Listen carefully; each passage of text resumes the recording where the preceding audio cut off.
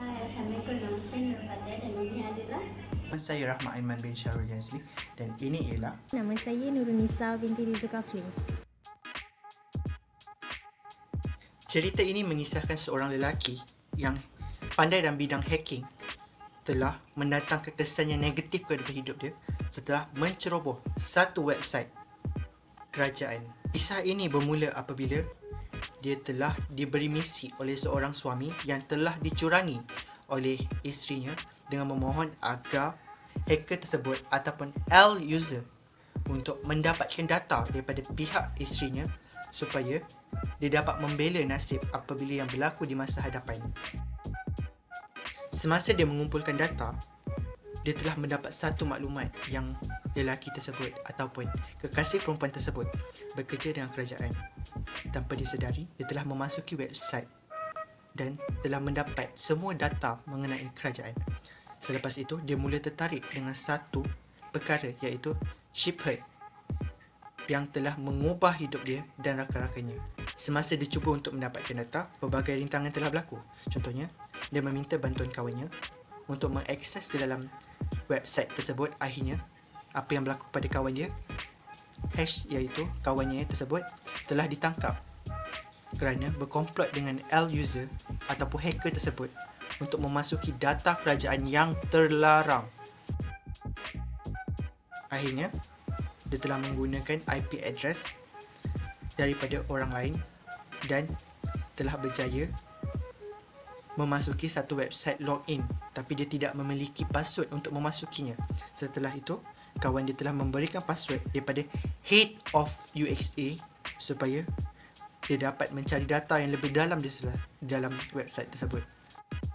Akhirnya, dia telah berjaya memasuki data tersebut dan dia menjumpai satu video yang tak dapat dia lupakan. Dia membawa laptop tersebut berjumpa dengan kawannya untuk menerangkan dan menunjukkan sebuah video.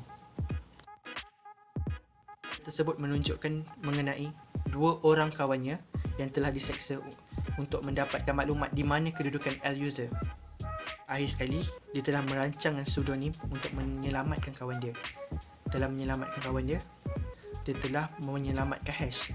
Akan tetapi, seorang kawan dia tidak dapat diselamatkan. Setelah itu, dia telah meminta bantuan daripada kawannya, akan tetapi kawannya tidak dapat membantu.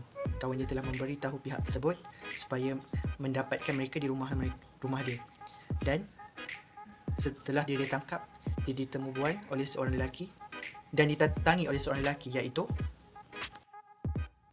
lelaki yang pernah meminta bantuan. Akhirnya lelaki itu memberikan tawaran untuk bekerja dengan mereka dan menceritakan apa yang berlaku semasa dan bagaimana dia memperoleh data daripada kerajaan.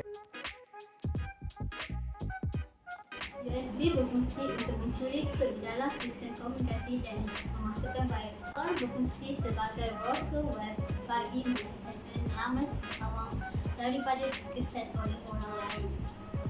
Can of Worm berfungsi sebagai menceroboh data apabila firewall dalam keadaan yang lemah dan mudah dikubisi. Program tersebut akan mengubah setiap pukul 6 ke atas bagi tujuan membuat seseorang itu tidak dapat mengkonseni. Sebab-sebab mengapa dia melakukan perkara ini ialah yang pertama, perasaan ingin tahu yang membuat.